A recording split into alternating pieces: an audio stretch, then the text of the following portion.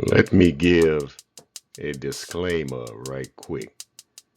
Please be advised that the terminology and perspective in these historical maps reflect the content and attitude of their time, which may be considered outdated or inappropriate today.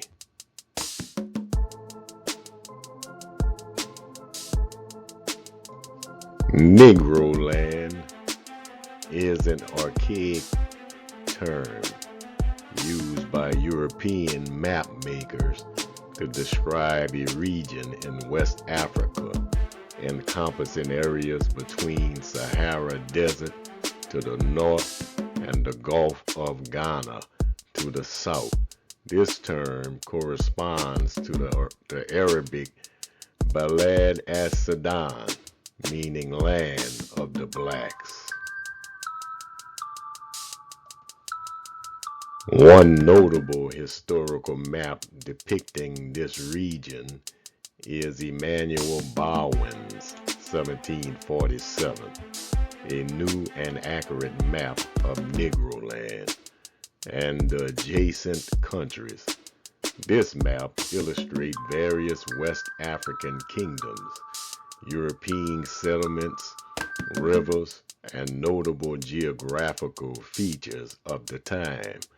It also highlights areas such as the Grain Coast, Slave Coast, and Gold Coast, reflecting the European perspective and interest during that era. This map of Negroland is archived in the Library of Congress. The blown up image of the map clearly shows the location of the Slave Coast, highlighted in green. The Slave Coast refers to a region of West Africa that became a major hub for transatlantic slave trade during the 17th, 18th, and 19th centuries. It primarily encompassed the coastal areas of Ghana, Togo, Benin, and Nigeria. The Slave Coast was situated along the Gulf of Ghana in West Africa, bordered by the Gold Coast to the west and the Bight of Benin to the east. The Slave Coast became a focal point of the transatlantic slave trade due to its well-established trade networks and the willingness or coercion of local leaders to participate in the slave trade. European powers, including the Portuguese, Dutch, British, and French, established trading posts and forts along the coast to facilitate the capture, purchase, and transport of enslaved Africans to Americas. This means the only place where slaves were taken from Africa was what is known as the Slave Coast. Now look at the map again. I want to point something out. Notice the region of Africa where the slaves were taken from as labeled. It says the Kingdom of Judah. But Pastor T, I thought Judah was in Jerusalem. Let me explain how Judah ended up in Africa. Following the destruction of Jerusalem in 70 AD, many Jews fled into various parts of the world, including Africa. Historical records and traditions suggest that some Jewish populations migrated southward through North Africa, reaching parts of West Africa. Why is this significant? The Slave Coast was in West Africa.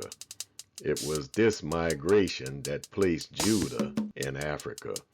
This also gives us a clue as to why the African leaders were willing to participate or easy to coerce into the selling and allowing the capture of Judah to be shipped to the Americas as slaves. You have to remember that the map was called Negroland, meaning the land of black people. The fact that Judah had chosen to settle in Negroland tells us that the original Jews were Negro, meaning blacks. However, although they were black, Judah was Jews that migrated into Africa. The blacks in Negroland were native Africans. I'm going to say it again. They were Jews, not Africans. This helps us to understand the animosity and dislike that Africans have towards black people in America.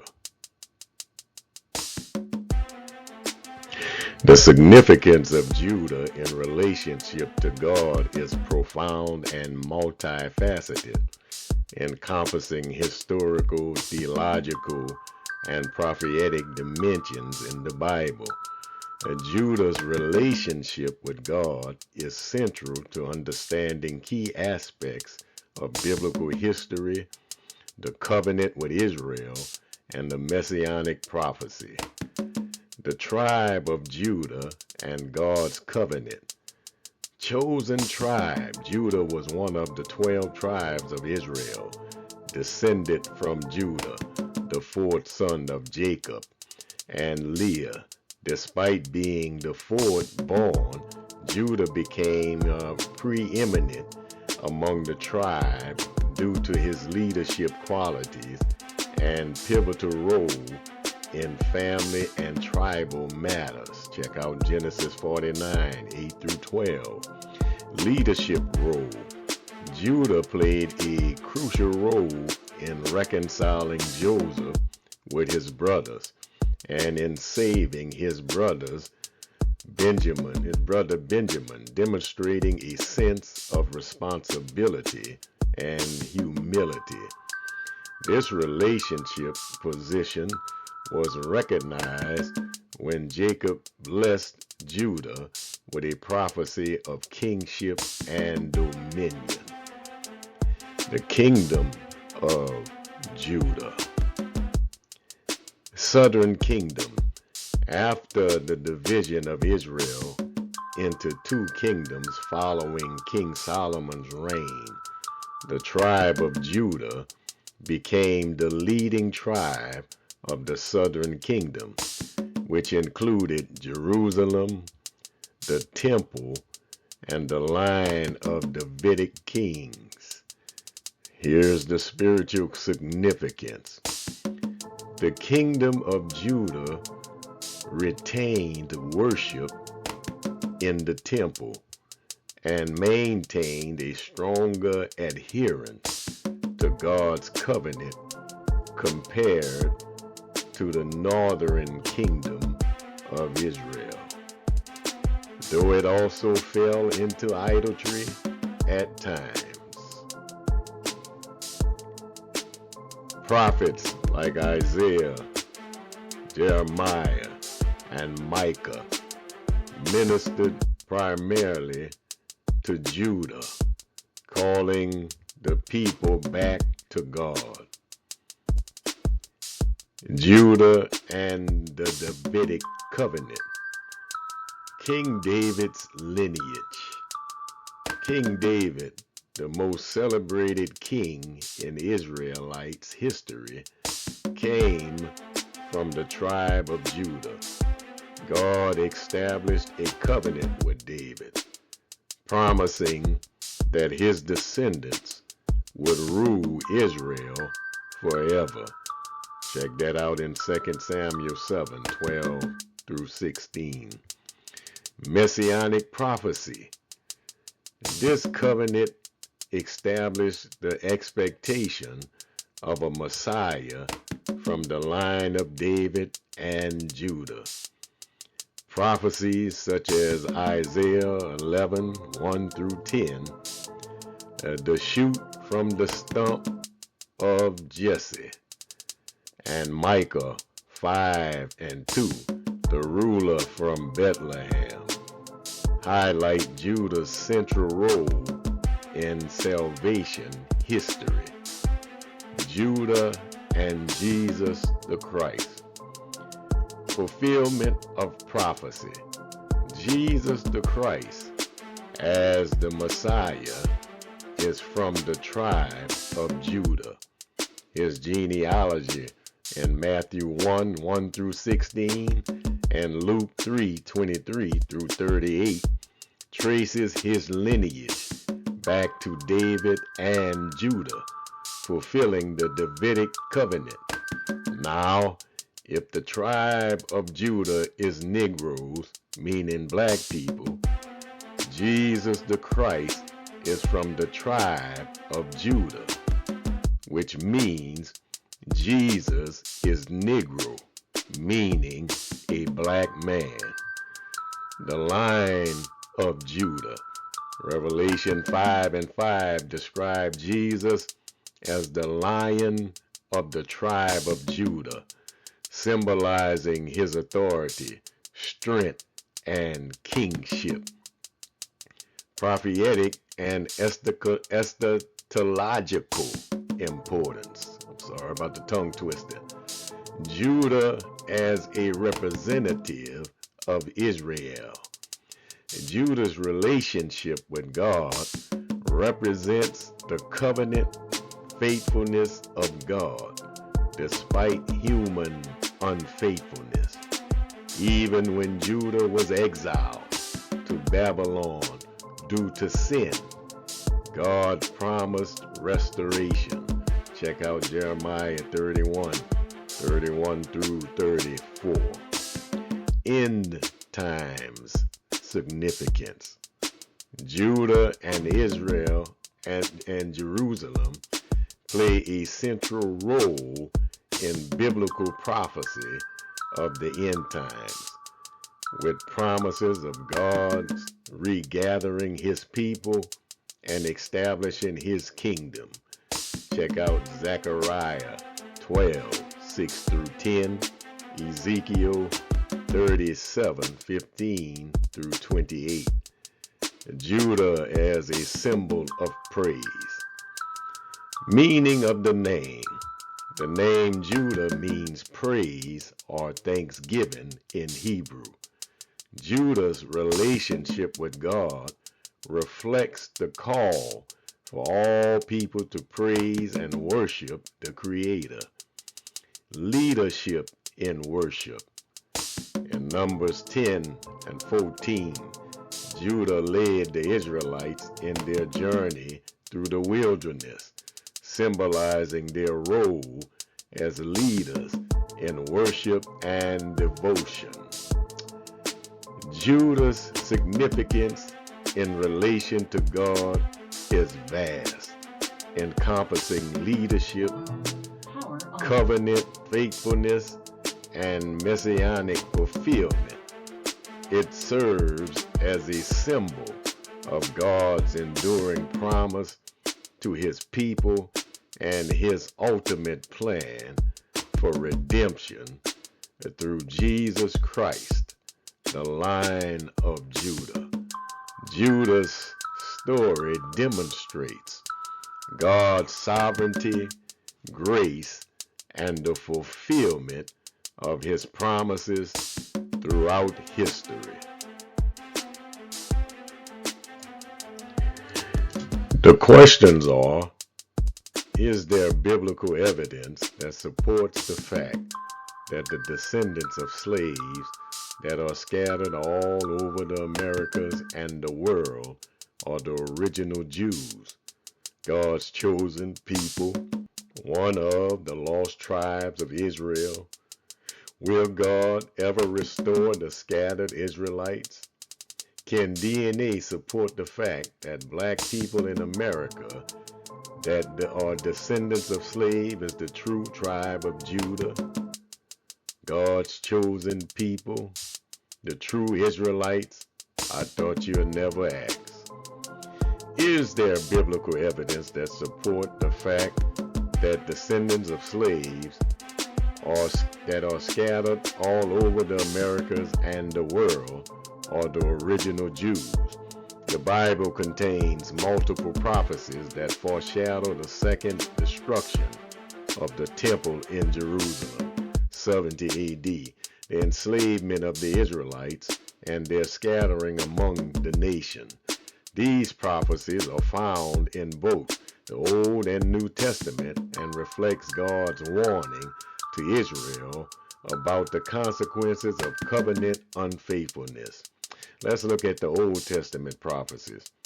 The Old Testament warns of destruction, exile, and scattering as consequences of disobedience to God's covenant. Deuteronomy 28, 64 through 68, the scattering and enslavement. Moses warns the Israelites about the curses that will befall them if they turn away from God. The Lord will scatter you among all nations, from one end of the earth to the other. Among those nations you will find no repose, no resting place for the sole of your foot. Deuteronomy 28, 64, 65. You will offer yourself for sale to your enemies as male and female slaves, but no one will buy you. Deuteronomy 28 and 68. This passage prophetically describes scattering, Israelites dispersed across the nations, enslavement, the selling of Israelites as slaves, a condition they experienced during the Babylonian exile, Roman occupation, and potentially in later disbursements. Leviticus 26, 33 through 39, scattering and exile. God warns of exile for disobedience. I will scatter you among the nations, and will draw out my sword and pursue you. Leviticus 26, 33. The Israelites are warned. They will waste away in their enemy's land and be reduced to a remnant. Daniel 9, 26. The destruction of the city and sanctuary. In the prophecy of the 70 weeks, the people of the ruler who will come will destroy the city and the sanctuary. This is widely interpreted as referring to the Roman destruction of Jerusalem and the Second Temple in 70 AD by Titus. Now let's look at some New Testament prophecies. The New Testament contains specific predictions by Jesus about the destruction of the Second Temple and the scattering of the Jewish people. Matthew 24, 1 and 2. The destruction of the temple. Jesus explicitly predicts the destruction of the Second Temple. Truly I tell you, not one stone here will be left on another. Everyone will be torn down. Luke 21, 20 through 24. The siege of Jerusalem and enslavement. Jesus gives a detailed prophecy about the siege and destruction of Jerusalem. When you see Jerusalem being surrounded by armies, you will know that its desolation is near. Luke 21 and 20. They will fall by the sword and will be taken as prisoners to all the nations. Jerusalem will be trampled on by the Gentiles until the time of the Gentiles are fulfilled. Luke 21 and 24. This prophecy refers to the siege by Roman forces, 66 through 70 AD, the enslavement and diaspora of the Jewish people. Matthew 23, 37 and 38. Jerusalem left desolate. Jesus laments over Jerusalem's rejection of God. Look, your house is left to you desolate. This foresees the judgment and destruction that would come upon the city. Historical fulfillment. The prophecies were fulfilled in 70 AD during the Jewish-Roman War, when the Roman forces led by Titus besieged and destroyed Jerusalem and the Second Temple. The Jewish population suffered massive casualties, enslavement, and displacement. Many were sold into slavery or scattered across Roman Empire and beyond. Scattering and diaspora. The scattering of the Israelites, as prophesied, resulted in a diaspora with Jewish communities forming in Africa, Europe, Asia, and eventually the Americas, as well as other parts of the world. These events align with the warning in Deuteronomy, Leviticus, and Jesus' teachings.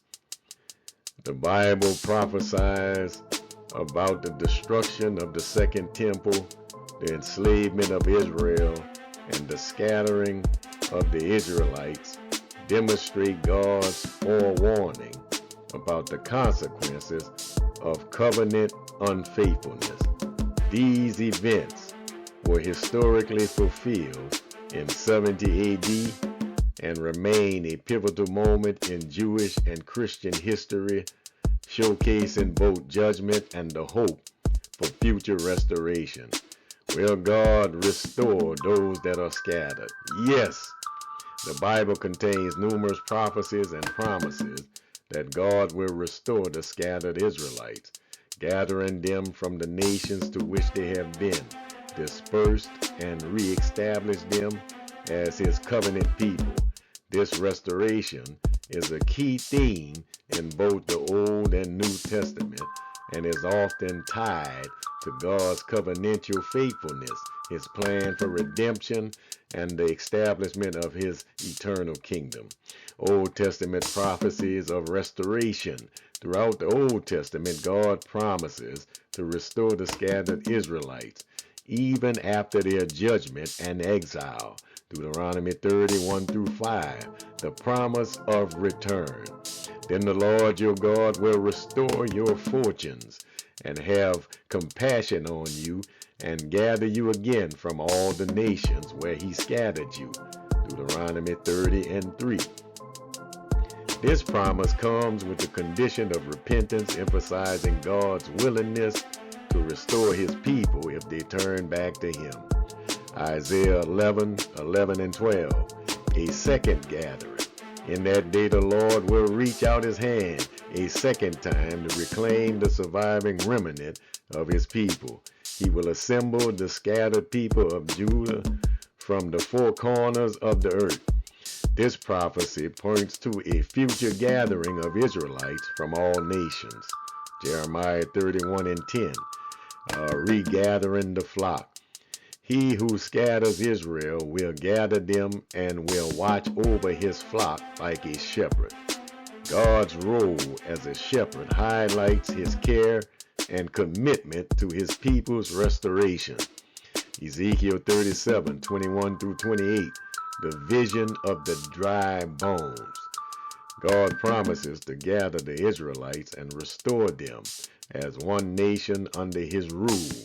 I will take the Israelites out of the nation where they have gone. I will gather them from all around and bring them back into their own land. Ezekiel 37:21. This vision also foretells a united kingdom under one shepherd, interpreted as the Messiah. Amos 9:14 through 15, restoration of the land. I will bring my people Israel back from exile.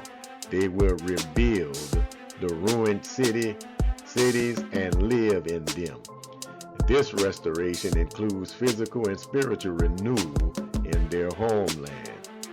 New Testament affirmations. The New Testament continues the theme of Israel's restoration, often linking it to the coming of the Messiah and the establishment of God's kingdom. Matthew 19 and 28, renewal of all things. Jesus speaks of a future renewal. At the renewal of all things, when the Son of Man sits on his glorious throne, you who have followed me will also sit on 12 thrones, judging the 12 tribes of Israel. This implies the reconstitution and restoration of Israel in the context of God's kingdom. Acts 1, 6 through 7, restoration of the kingdom. The disciples asked Jesus, Lord, are you at this time going to restore the kingdom of Israel? Jesus affirms that such restoration is within God's plan, but does not provide the timing, indicating a future fulfillment. Romans 11, 25 through 27. All Israel will be saved.